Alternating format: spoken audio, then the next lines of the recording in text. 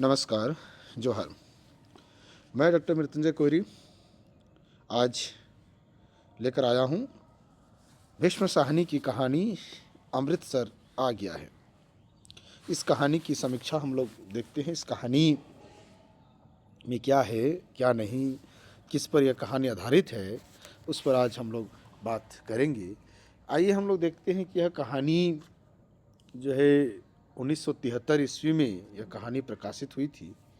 और इस कहानी के जो प्रमुख पात्र हैं उसमें एक बाबूजी, जिसको कहे कि बाबू का नाम है, बाबूजी नहीं बाबू का है, और एक सरदार जी हैं। उसमें एक 3 पठान हैं, एक बुढ़िया जो है माला जपती हैं, और सभी ट्रेन में एक डिब्बे में बैठे हुए हैं। जिन्ना साहिब हैं और जो है मुसाफिर हैं, और हर स्टेशन पर देखेंगे कभी कहीं पे हिंदू चढ़ना चाहते हैं, कहीं उतरते हैं, एक तरह से कहें। और अधिकतर चढ़ने की जो है बात यहाँ की जाती है, और फिर कहीं मुसलमान चढ़ते हैं। तो ये कहानी जो है अब देखेंगे कि भारत पाकिस्तान विभाजन के दौरान हुए भयानक सांप्रदायिक तनाव और त्रासदी को यह कहानी प्रस्तुत करती है। इस कहानी में अब देखेंगे एक ट्रेन यात्रा के माध्यम से जो विभाजन के कारण लाखों लोगों पर जो पड़े भावनात्मक या मनोवैज्ञानिक और आत्मिक आघात को उजागर करती है। ट्रेन अलग अलग स्टेशनों से गुजरने पर लोगों के बीच जो बढ़ता तनाव और डर की भयावहता को प्रस्तुत किया गया है। अब इसमें देखेंगे कि सांप्रदायिकता और उसके दुष्परिणाम, विभाजन की त्रासदी, मानवीय संबंधों पर प्रभाव, मनोवैज्ञानिक प्रभाव को मिलेंगे। इसमें शरणार्थियों के समूह का जो हिस्सा किस तरह से बनता हुआ चला जाता है। यह कहानी 1947 जो भारत जब आज़ाद होता है, पाकिस्तान अलग होता है, उसी समय यह कहानी लिखी गई है। उसी समय की घटना पर यह कहानी आधारित है। इस कहानी सिर्फ एक ट्रेन के डिब्बे और अलग अलग स्टेशनों पर जो ट्रेन रुकती है और जो किस तरह से दंगे हो रहे हैं, किस तरह से वो भयावह स्थिति उत्पन्न होती है, मानवीय संबंध किस तरह से का जो है ह्रास होता, वो टकराव किस तरह से बढ़ते जा रहे हैं, इस पर यह कहानी आधारित है। आइए हम लोग देखते हैं इस कहानी को कि कहानी का प्रारंभ कैसे और अंत अमृतसर कैसे आ गया, और किस तरह से बाबू का रुख बदलता है, वो आपको इस कहानी में देखने को मिलेगा।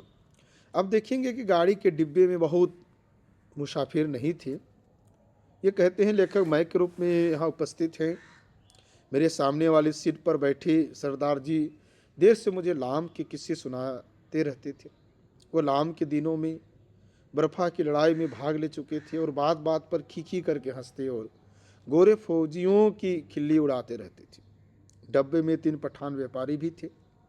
उनमें से हरे रंग की पोशाक पहनी ऊपर वाली वर्थ पर लेटा हुआ था। वो आदमी बड़ा हंसमुख था और बड़ी देर से मेरे साथ वाली सीट पर बैठे एक दुबली से बाबू के साथ उसका मजाक चल रहा था। वो दुबला बाबू पेशावर का रहने वाला जान पड़ता था, क्योंकि किसी किसी वक्त वे आपस में पश्तों में बातें करने लगते थे। वो कहते हैं कि मेरे सामने दाईं ओर कोने में एक बुढ़िया मुंह सिर ढांपे बैठी थी और देर से माला जप रही थी। यही कहानी कुछ लोग रहे होंगे। संभव है कि 2-1 और मुसाफिर भी रहें। यह कहते हैं कि मुझे स्पष्ट रूप से याद नहीं है। गाड़ी धीमी रफ्तार से चली जा रही थी। गाड़ी में बैठे मुसाफिर बतिया रहे थे और बाहर गेहूं के खेतों में हल्की हल्की लहरियां उठ रही थीं। और मैं मन ही मन बड़ा खुश था क्योंकि मैं दिल्ली में होने वाला स्वतंत्रता दिवस समारोह देखने जा रहा था। उन दिनों के बारे में भी सोचता हूँ तो लगता है कि हम किसी छुटपुटे में जी रहे थे। शायद समय बीते जाने पर अतीत का सारा व्यापार ही झुटपुटे में बीता जान पड़ता है। ज्यों जो भविष्य के पट खुलते जाते हैं, यह झुटपुटा और भी गहराता चला जाता है। उन्हीं दिनों पाकिस्तान के बनाए जाने का ऐलान किया गया था और लोग तरह तरह के अनुमान लगाने लगे थे कि भविष्य में जीवन की रूपरेखा कैसी होगी, पर किसी की कल्पना बहुत दूर तक नहीं जा पाती थी। मेरे सामने बैठे सरदार जी बार बार मुझसे पूछ रहे थे कि पाकिस्तान बन जाने पर जिन्ना साहिब बम्बई क्यों छोड़ेंगे, पाकिस्तान में आते जाते रहेंगे। बम्बई छोड़ देने में क्या तुक है। लाहौर और गुरदासपुर के बारे में भी अनुमान लगाए जा रहे थे कि कौन सा शहर किस ओर जाएगा। मिल बैठने में के ढंग में, गपशप में, हंसी मजाक में कोई कहीं न कहीं अब देखेंगे कि विशेष अंतर नहीं आया था। कुछ लोग अपने घर छोड़कर जा रहे थे, जबकि अन्य लोग उनका मजाक उड़ा रहे थे। कोई नहीं जानता था कि कौन सा कदम ठीक होगा और कौन सा गलत। एक ओर पाकिस्तान बन जाने का जोश था, तो दूसरी ओर हिंदुस्तान के आज़ाद हो जाने का जोश। जगह जगह दंगे भी हो रहे थे और ए आज़ादी की जो तैयारी भी चल रही थी। इस पृष्ठभूमि में लगता है कि देश आज़ाद हो जाने पर दंगे अपने आप बंद हो जाएंगे। वातावरण के इस चुटपुटे में आज़ादी की सुनहरी धूल सी उड़ रही थी और साथ ही साथ अनिश्चय भी डोल रहा था। और इसी अनिश्चय की स्थिति में किसी न किसी व्यक्त भावी रिश्तों की रूपरेखा भी यहाँ झलक दे जाती थी। शायद जेहलम का स्टेशन पीछे छूट चुका था जब ऊपर वाली बर्थ पर बैठे पठान ने एक पोटली खोल ली और उनमें से उबला हुआ मांस और नान रोटी के टुकड़े निकाल निकाल कर अपने साथियों को देने लगा। फिर वो हंसी मजाक के बीच मेरे, कहते हैं लेखक कि मेरे बगल में बैठे बाबू की ओर भी नान का टुकड़ा और मांस की बोटी बढ़ाकर खाने का आग्रह करने लगा था। खा ले बाबू, ताकत आएगी, हम जैसा हो जाएगा, बीवी तेरे साथ खुश रहेगी। खा ले, दाल खोर तो दाल खाता है इसीलिए दुबला है। डब्बे में लोग हंसने लगे थे। बाबू ने पुश्तों में कुछ जवाब दिया और फिर मुस्कुराता सिर हिलाता रहा। इस पर दूसरे पठान से हंसकर कहा, ओह जालिम, हमारे हाथ से नहीं लेगा, मतलब हमारे हाथ से वो नहीं लेगा, ये तो अपने हाथ से उठा ले, अपने हाथ मतलब हाथ से उठा लो।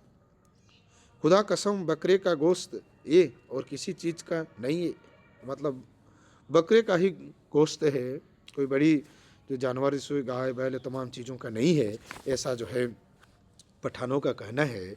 ऊपर बैठा पठान चहक कर बोलता है, ओह खंजीर की तुक्म, इधर तुम कौन देखते, हम तेरी बीवी को नहीं बोलेगा, वो तो हमारे साथ बोटी तोड़, हम तेरे साथ दाल पिएगा, मतलब तुम हमारे साथ मिल के खाओ, हम तुम्हारे साथ दाल पिएंगे। इस पर कहा उठा, पर दुबला पतला बाबू हंसता से हिलाता रहा और कभी कभी दो शब्द पोस्तों में भी कह देता। और कितना बुरा बात, एह आम खाता है और तो हमारा मुंह देखता। एह सभी पठान मग्न थे, ये सभी मग्न थे, पठान खा रहे थे, ये कह रहा कि हमारा मुंह तुम देख रहे हैं, हम लोग खा रहे हैं, यह इसीलिए नहीं लेता कि तुमने हाथ नहीं धोए। स्तुलकाय सरदार जी बोले और बोलते ही खीखी करने लगे। अदलेटी मुद्रा में बैठे सरदार जी की आंधी तोंत सीट के नीचे लटक रही थी। तुम अभी सोकर उठे हो और उठते ही पोटली खोलकर खाने लगे हो, इसलिए बाबूजी तुम्हारे हाथ से नहीं लेते, और कोई बात नहीं। और सरदार जी ने मेरी ओर देखकर आंख मारी और फिर खीखी करने लगे। मतलब ये लेखक कह रहे हैं सरदार जी ने कहा कि भाई तुम लोग हाथ भी नहीं धोए हो और खाने लगे हो, तो मांस नहीं खाता है बाबू तो जाओ जनाना डिब्बे में बैठो, इधर क्या करता है। ए फिर कहकर उठा। तो डब्बे में कहीं कि और भी अनेक मुसाफिर थे, लेकिन पुराने मुसाफिर यही थे जो सफ़र शुरू होने पर गाड़ी में बैठे थे, बाकी मुसाफिर उतरते चढ़ते रहते थे। पुराने मुसाफिर होने के नाते ही उनमें एक तरह की बेतकल्लुफ़ी आ गई थी, यहाँ कह सकते हैं। और ओह उधर आकर बैठो, तुम हमारे साथ बैठो, आओ जालिम किस्सा खानी की बातें कर, इस तरह से यहाँ बातें ये एक माहौल था। तभी किसी स्टेशन पर गाड़ी रुकी तो और नए मुसाफिर पर रेला अंदर आ गया था। बहुत से मुसाफिर एक साथ अंदर घुसते चल गए थे। कौन सा स्टेशन है, किसने पूछा। वजीराबाद है शायद, मैंने बाहर की ओर देखकर कहा। गाड़ी वहाँ थोड़ी देर के लिए खड़ी रही, पर छूटने से पहले अब देखेंगे एक छोटी सी घटना घटती है वहाँ पे। एक आदमी साथ वाले डब्बे में से पानी लेने उतरा और नल पर जाकर पानी लोटे में भर रहा था। जब वो भाग कर अपने डिब्बे की ओर लौट आया, छलछलाते लोटे में से पानी गिर रहा था, लेकिन जिस ढंग से वो भागा था उसी ने बहुत कुछ बता दिया था। नल पर खड़े और लोग भी 3 या 4 आदमी रहे होंगे, इधर उधर अपने अपने डिब्बे की ओर भाग गए थे। इस तरह घबराकर भागते लोगों को मैं देख चुका था। देखते देखते प्लेटफॉर्म खाली हो गया, मगर डब्बे के अंदर अभी भी हंसी मजाक चल रहा था। कहीं कोई गड़बड़ है, मेरे पास बैठे दुबले बाबू ने कहा। कहीं कुछ था, लेकिन क्या था कोई भी यहाँ स्पष्ट नहीं होता था जानता था। मैं अनेक दंगे देख चुका था, इसीलिए वातावरण में होने वाली छोटी सी तब्दीली को भी भांप गया था। लेखक कहते हैं, भागते व्यक्ति, खटाक से बंद होते दरवाजे, घरों की छतों पर खड़े लोग, चुप्पी और सन्नाटे सभी दंगों के चिन्ह थे। तभी पिछले दरवाजे की ओर से जो प्लेटफॉर्म की ओर न खुलकर दूसरी ओर जो खुलता था, हल्का सा शोर हुआ। कोई मुसाफिर अंदर घुसना चाह रहा था। कहाँ घुस आ रहा है, नहीं है जगह, बोल दिया जगह नहीं है किसी ने। अब यहाँ देखेंगे किसी ने कहा इस तरह की बातें कि जगह नहीं है, बंद करो जी दरवाज़ा। यूँ ही मुँह उठाए घुसे आते हैं, आवाज़ें आ रही थी। जितनी देर कोई मुसाफिर डब्बे के बाहर खड़ा अंदर आने की चेष्टा करता रहे, अंदर बैठे मुसाफिर उसका विरोध करते हैं। पर एक बार जैसे तैसे वो अंदर आ जाए तो विरोध खत्म हो जाता है और वह मुसाफिर जल्दी ही डब्बे की दुनिया का निवासी भी बन जाता है। और अगले स्टेशन पर वही सबसे पहले बाहर खड़े मुसाफिरों पर चिल्लाने लगता है, नहीं है जगह, अगले डिब्बे में जाओ। घुसे आते हैं। दरवाजे पर शोर बढ़ता जा रहा था। तभी मैले कुचले कपड़ों और लटकती मूछों वाला एक आदमी दरवाजे में से अंदर घुसता दिखाई दिया। चिकट मेले कपड़े, जरूर कहीं हलवाई की दुकान करता होगा। वो लोगों की शिकायतों आवाज़ों की ओर ध्यान दिए बिना दरवाजे की ओर घूमकर बड़ा सा काले रंग का संदूक अंदर की ओर घुसटने लगा। आ जाओ आ जाओ, तुम भी चढ़ाओ। उनकी जो है परिवार को, उनकी बीवी, उनकी पत्नी और उनकी बेटी को बुला रहा है। वो आदमी पीछे से किसी से कह रहा था। तभी दरवाजे में एक पतली शुकी सी औरत नजर आई और उससे पीछे 16-17 बरस की सामने से एक लड़की अंदर आ गई। लोग अभी भी चिल्लाए जा रहे थे। सरदार जी को कुल्लुओं के बल उठकर बैठना पड़ा। बंद करो जी दरवाज़ा, बिना पूछे चढ़े आते हैं, अपने बाप का घर समझ रखा है, मत घुसने दो जी, क्या करते हो, धकेल दो पीछे। और लोग भी चिल्ला रहे थे। वो आदमी अपना सामान अंदर घसीटते जा रहा था। उसकी पत्नी और बेटी संडास के दरवाजे के साथ लगकर खड़ी थी और कोई डिब्बा नहीं मिला। औरत जात को भी यहाँ उठा लाया है। वो आदमी पसीने से तर था और वह हाँफता हुआ सामान अंदर घसीटे जा रहा था। संदूक के बाद रस्सियों से बंधी खाट की पाटियां अंदर खींचने लगा। टिकट है जी मेरे पास, मैं बेटिकट नहीं हूँ, लाचार हूँ, शहर में दंगा हो गया है, ये बताता है। बड़ी मुश्किल से स्टेशन तक पहुँचा हूँ।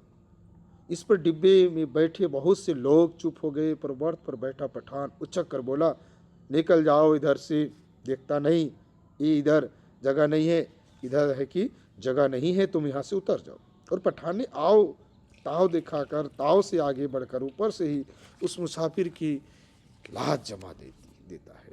पर लात उस आदमी को लगने के बजाय उसकी पत्नी के कलेजे में लगती है। देखिए कितनी संवेदनहीनता है, कितना दर्द है, मानवीय बिखराव।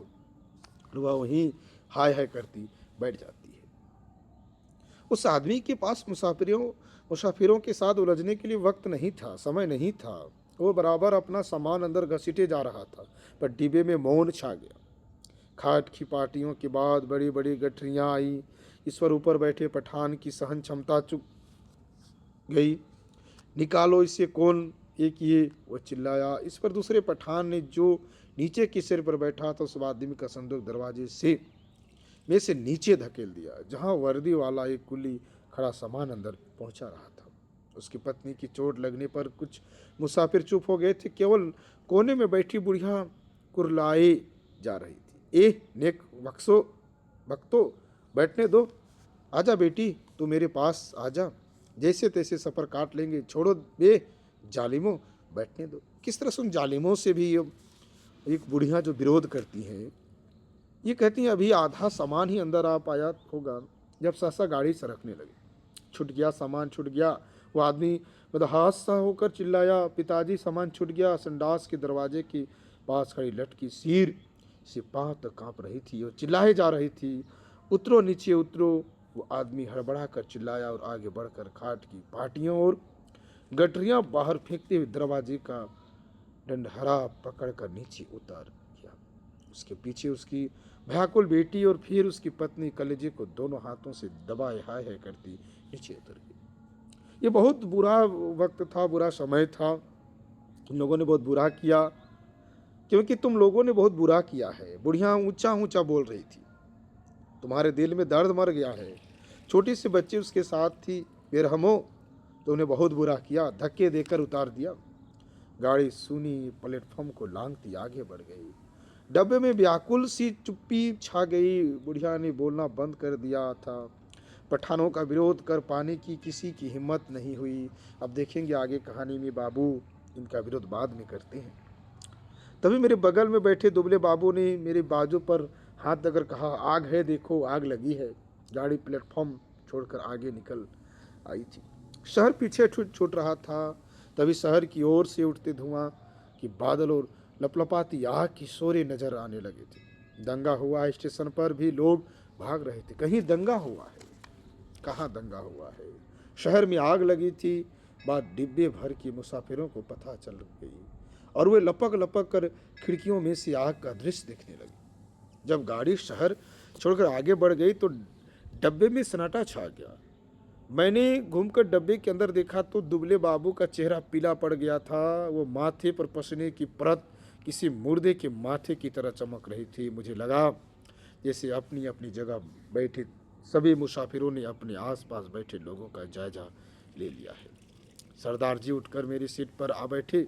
नीचे वाली सीट पर बैठा पठान उठा और अपने दो साथी पठानों के साथ ऊपर वाली बर्थ पर चढ़ गया। यही क्रिया शायद रेलगाड़ी के अंदर डिब्बों में भी चल रही थी। डब्बे में तनाव आ गया। लोगों ने बतियाना बंद कर दिया। तीनों के तीनों पठान ऊपर वाली बर्थ पर एक साथ बैठे चुपचाप नीचे की ओर देखे जा रहे थे। सभी मुसाफिरों की आंखें पहले से ज़्यादा खुली खुली, ज़्यादा संकेत सी लगी। यही स्थिति संभवतः गाड़ी के सभी डिब्बों में व्याप्त हो रही थी। कौन सा स्टेशन था यह डब्बे में किसी ने से पूछा। वजीराबाद, किसी ने उत्तर दिया। जवाब मिलने पर डिब्बे में एक और प्रतिक्रिया हुई। पठानों के मन का जो तनाव फौरन ढीला पड़ गया, जबकि हिंदू सिख मुसाफिरों की चुप्पी और ज़्यादा गहरी हो गई। क्यों? एक पठान की अपनी बास्केट की जेब से नस्वार की डिबिया निकाले और नाक में नस्वार चढ़ाने लगा। अन्य पठान भी अपनी अपनी डिबिया निकाल कर नस्वार चढ़ाने लगा। बुढ़िया बराबर माला जपे जा रही थी। किसी वक्त उसके बुदबुदाते होठ नजर आते, लगता उनमें से कोई खोखली सी आवाज़ निकल रही है। अगले स्टेशन पर जब गाड़ी रुकी तो वहाँ भी देखिए सन्नाटा था। कोई परिंदा तक नहीं फड़क रहा था। वहाँ एक भिश्ती पीठ पर पानी की मस्क लादे प्लेटफॉर्म लांघ कर आया और मुसाफिरों को पानी पिलाने लगा। लो पानी पियो, पानी पियो। औरतों के डब्बे में से औरत और बच्चे के अनेक हाथ बाहर निकल आए थे। बहुत मार काट हुई है, बहुत लोग मरे हैं। लगता है वह इस मार काट में अकेला पुण्य कमाने चला आया है। गाड़ी सरकी तो सहसा खिड़कियों के पल्ले चढ़ाए जाने लगे। दूर दूर तक पहियों की गड़गड़ाहट के साथ खिड़कियों के पल्ले चढ़ाने की आवाज़ आने लगी। किसी अज्ञात आशंकावश दुबला बाबू मेरे पास वाली सीट पर से उठा और दो सीटों के बीच फर्श पर लेट गया। उसका चेहरा अभी भी मुर्दे जैसा पीला हो रहा था। इस पर बर्थ पर बैठा पठान उसकी ठिठोली करने लगा। ओह ये गैरत, तुम मर्द एक ही की औरत है, सीट पर से उठकर नीचे लेटता है तो मर्द के नाम को बदनाम करता है। वो बोल रहा था। यहाँ बाबू को क्रोध आ रहा था। वो बार बार हंसे जा रहा था। फिर वह उसकी पस्तों में कुछ कहने लगा। बाबू चुप बना लेटा रहा। अन्य सभी मुसाफिर चुप थे। डब्बे का वातावरण बोझिल बना हुआ था। देखेंगे आप, ऐसे आदमी को हम डब्बे में बैठने न देगा। ओ बाबू, तुम अगले स्टेशन पर उतर जाओ और जनाना डब्बे में बैठो, मतलब तुम दूसरे डब्बे में बैठ जाओ। तो मगर बाबू की हाजिर जवाबी अपने कंठ में सूख चली थी। हकलाकर चुप हो रहा, पर थोड़ी देर बाद वो अपने आप उठकर सीट पर जा बैठा और देर तक अपनी कपड़ों की धूल झाड़ता रहा। वह क्योंकि उठकर फर्श पर लेट गया था, शायद उससे डर था कि बाहर से गाड़ी पर पथराव होगा या गोली चलेगी, शायद इसी कारण खिड़की के पल्ला चढ़ाए जा रहे थे। कुछ भी कहना कठिन था। मुमकिन है कि किसी एक मुसाफिर ने किसी कारण से खिड़की का पल्ला चढ़ाया हो और उसकी देखा देखी बिना किसी सोचे समझे धड़ाधड़ खिड़कियों के पल्ले चढ़ाए जाने लगे होंगे। बोझिल अनिश्चित से वातावरण में सफ़र काटने लगा। रात गहरानी लगी थी। डब्बे के मुसाफिर स्तंभ और शंकित ज्यों के त्यों बैठे थे। कभी गाड़ी की रफ्तार सहसा टूटकर धीमी पड़ जाती तो लोग एक दूसरे की ओर देखने लगते, कभी रास्ते में ही रुक जाती तो डब्बे का सन्नाटा और भी गहरा हो उठता। केवल पठान निश्चिंत बैठे थे। हाँ, उन्होंने भी बतियाना छोड़ दिया था, क्योंकि उनकी बातचीत में कोई भी शामिल होने वाला नहीं था। धीरे धीरे पठान उगने लगी, जबकि अन्य मुसाफिर फटी फटी आंखों से शून्य में देखे जा रहे थे। बुढ़िया मुंह सिर लपटे टांगे सीट पर चढ़ाए बैठी बैठी सो गई थी। ऊपर वाले बर्थ पर एक पठान ने अदलेटे ही कुर्ते की जेब में से काले मनकों की तहबीह निकाल ली और उसे धीरे धीरे हाथ में चलाने लगा। खिड़की के बाहर आकाश में चांद निकल आया और चांदनी में बाहर की जो दुनिया और भी अनिश्चित और भी अधिक रहस्यमयी हो उठी। किसी किसी वक्त दूसरे दूर किसी और आग के शोले उठते नजर आए थे। कोई नगर जल रहा था। गाड़ी किसी वक्त चिंगारती हुई आगे बढ़ने लगती, फिर किसी वक्त उसकी रफ्तार धीमी पड़ जाती और मीलों तक धीमी रफ्तार से ही चलती रहती। सहसा दुबला बाबू खिड़की में से बाहर देखकर ऊंची आवाज में बोला, हरबंस पूरा निकल गया है। उसकी आवाज़ में उत्तेजना थी। वो जैसे चिखकर बोला था, डब्बे के सभी लोग उसकी आवाज़ सुनकर चौंक गए। उसी वक्त डब्बे के अधिकांश मुसाफिरों ने मानो उसकी आवाज़ को ही सुनकर करवट बदली। ओह बाबू, चिल्लाता क्यों है? तस्वीर वाला पठान चौंक कर बोला, इधर उतरेगा तो जंजीर खींचूं? और खी करके हंस दिया। जाहिर है वह हरबंसपुरा की स्थिति से अथवा उसके नाम से अनभिज्ञ था, अनपरिचय था, उनको नहीं मालूम था। बाबू ने कोई उत्तर नहीं दिया, केवल सिर हिला दिया और एक आध बार पठान को देखकर खिड़की के बाहर झांकने लगा। अब देखेंगे डब्बे में फिर मौन छा गया। तभी इंजन ने सीटी दी और उसकी एकरस रफ्तार टूट गई। थोड़ी देर ही बाद खटाक का सा शब्द भी हुआ। शायद गाड़ी ने लाइन बदली थी। बाबू ने झांककर उस दिशा में देख जिस ओर गाड़ी बढ़ी जा रही थी। शहर आ गया है। वो फिर ऊंची आवाज में चिल्लाया, अमृतसर आ गया है। उसने फिर से कहा और उछलकर खड़ा हो गया और ऊपर वाली बर्थ पर लेटे पठान को संबोधन करके चिल्लाया। अब बदले की भावना देखी। ओबे पठान के बच्चे, नीचे उतर, तेरी माँ की नीचे उतर, तेरे उस पठान बनाने वाले की मैं। बाबू चिल्लाने लगा था और चीख चीख कर गालियां बकने लगा था। तस्वीर वाले पठान की करवट बद्र बाबू की ओर देखकर बोला, ओह क्या एक बाबू, हमको कुछ बोला? बाबू को तेजी देखकर अन्य मुसाफिर भी उठ बैठे। नीचे उतर, तेरी माँ हिंदू औरत को लात मारता है। हरामजादे, तेरी उस औरत को जो उन्होंने लात मारा था। इसको बहुत उस समय क्रोध था, लेकिन आवश्यकता अनुकूल ये चुप था। ओ बाबू, बकबक नहीं करो। ओ खंजीर की तख्म, गाली मत बको। हमने बोल दिया, हम तुम्हारा जवान खींच लेगा। तुम्हारी जवान खींच लेंगे की बात करता है, गाली देता है, मादर। बाबू चिल्लाया और उछलकर सीट पर चढ़ गया। वो सिर से पांव तक कांप रहा था। बस बस, सरदार जी बोले, ये लड़ने की जगह नहीं है, थोड़ी देर का सफर बाकी है, आराम से बैठो। तेरी मैं लात न तोड़ूं तो कहना गाड़ी तेरे बाप की है। बाबू चिल्लाया, ओह हमने क्या बोला? सभी लोग उसको निकाला था, हमने भी निकाला। इधर हमको गाली देता है, हम इसका जवान खींच लेगा।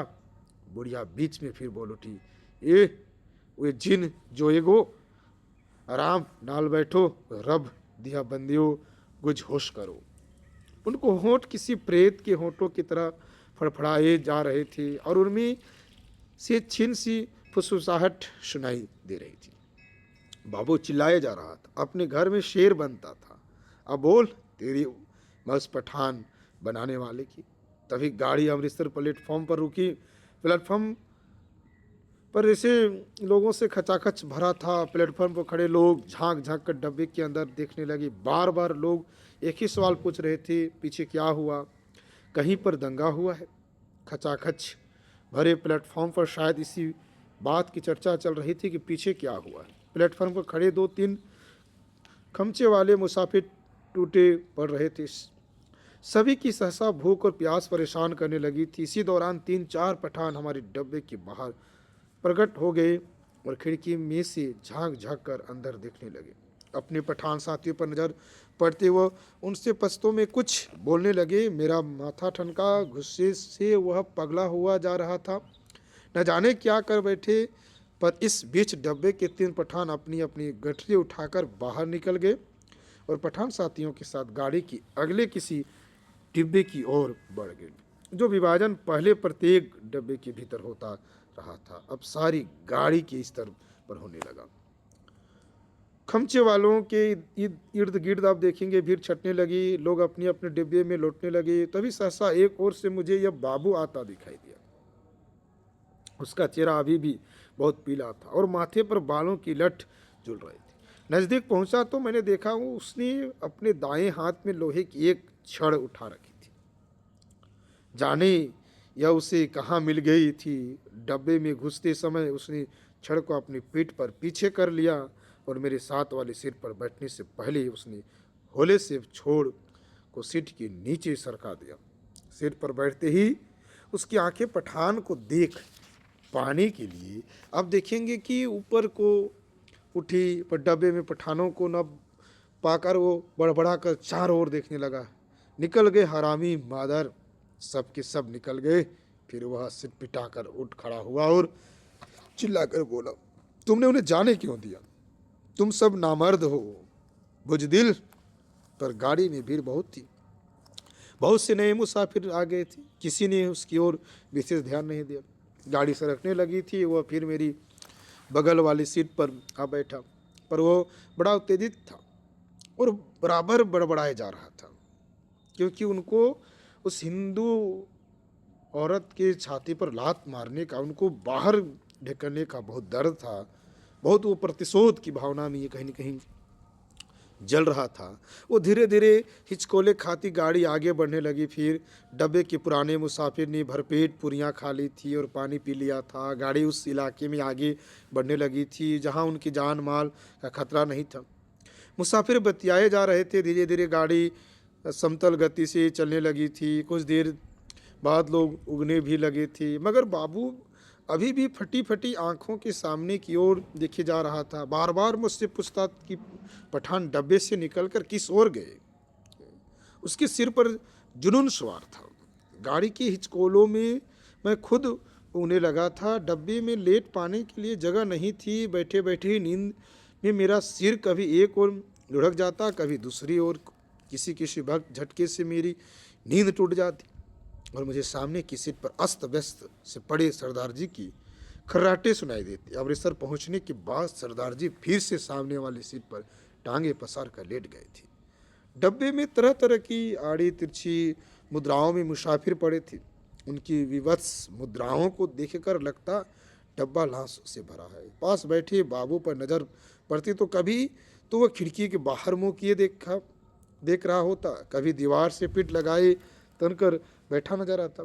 किसी किसी वक्त गाड़ी किसी स्टेशन पर रुकती तो पहियों की गड़गड़ाहट बंद होने पर निस्तब्धता सी छा जाती। तभी लगता जैसे प्लेटफॉर्म पर कुछ गिरा है या जैसे कोई मुसाफिर गाड़ी में से उतरा है और मैं झटके से उठकर बैठ जाता। इसी तरह एक बार जब मेरी नींद टूटी तो गाड़ी की रफ्तार धीमी पड़ गई। वो डब्बे में अंधेरा था। मैंने उसी तरह अदलेटे खिड़की में से बाहर दूर पीछे की ओर किसी स्टेशन की सिग्नल की लाल कुमकुमे चमक रहे थे। स्पष्टता आप कह सकते हैं कि गाड़ी कोई स्टेशन लांग कर आई थी और पर अभी तक उसने रफ्तार नहीं पकड़ी थी। डब्बे के बाहर मुझे धीमी से अस्पष्ट स्वर सुनाई दिए। दूर ही एक धूमिल सा काला पुंज नजर आया। नींद की खुमारी में मेरी आंखें कुछ देर तक उस पर लगी रहीं। फिर मैंने उससे समझ पाने का विचार छोड़ दिया। डब्बे के अंदर अंधेरा था, बत्तियां बुझी हुई थी, लेकिन बाहर लगता था फूफटने वाली है। मेरी पीठ पीछे डब्बे के बाहर किसी चीज को खरोंचने की जो आवाज गई, मैंने दरवाजे की ओर घूमकर देखा, डब्बे का दरवाजा बंद था। मुझे फिर से दरवाजा खरोंचने की आवाज सुनाई दी।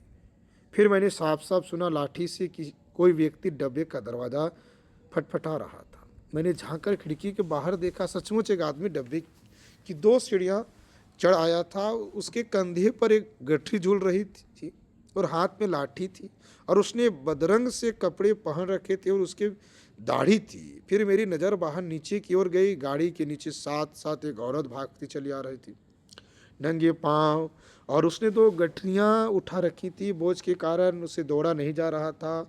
डब्बे के पैदान पर खड़ा आदमी बार बार उसकी ओर मुड़कर देख रहा था और हाँफते हुए कहे जा रहा था, आजा आजा, तू भी चढ़, आजा आजा।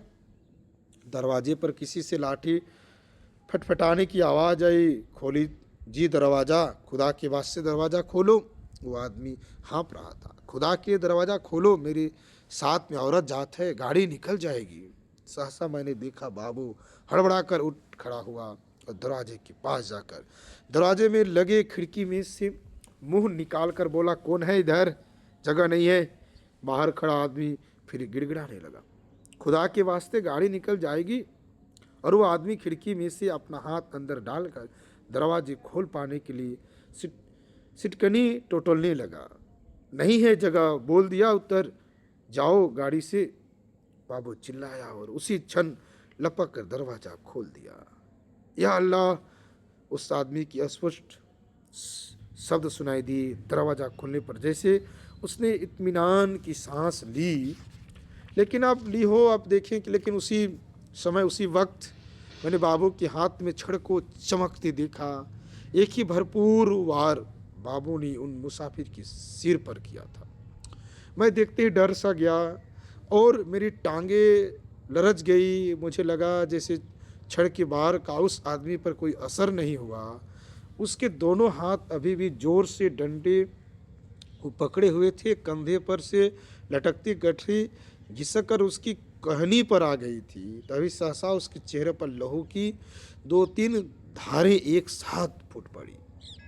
जो बदले की भावना देख सकते, जो मुसलमान था उसको अंदर आने नहीं दिया था, क्योंकि पठानों ने हिंदुओं को आने नहीं दिया था। जुटमुटे में मुझे उसके खोले होठों और चमकते दांत नजर आए। वो 1-2 बार या अल्लाह बुदबुदाया, फिर उसके पैर लड़खड़ा गए। उसकी आंखों ने बाबू की ओर देखा, अधमुंधी सी आंखें जो धीरे धीरे सिकुड़ती जा रही थी, मानो उससे पहचानने की कोशिश कर रही हो कि वह कौन है और उससे किस अदावत का बदला ले रहा है। इस बीच अंधेरा कुछ और छन गया था। उसके होंठ फिर से फड़फड़ाए और उनमें उसके सफ़ेद दांत फिर से झलक उठी। मुझे लगा जैसे वह मुस्कुराया है, पर वास्तव में केवल त्रास के कारण उसके होठों में बल पड़ने लगी थी। नीचे पट्टी के साथ भागती औरत बड़बड़ाए और कोसे जा रही थी। उसे अभी भी मालूम नहीं हो पाया था कि क्या हुआ है। वो अभी भी शायद यही समझ रही थी कि गठरी के कारण उसका पति गाड़ी पर ठीक तरह से चढ़ नहीं पा रहा है, कि उसका पैर जम नहीं पा रहा है। वो गाड़ी के साथ भागती हुई अपनी 2 गठरियों के बावजूद अपने पति के पैर को पकड़ पकड़ कर सीढ़ी पर टिकाने की कोशिश कर रही थी।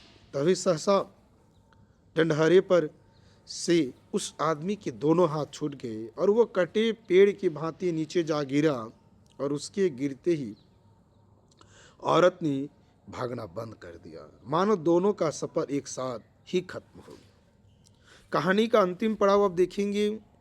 बाबू अभी भी मेरे निकट डब्बे के खुले दरवाजे में भूत का भूत बना खड़ा था। अमृतसर आ गया है। छड़ अभी भी उसके हाथ में थी।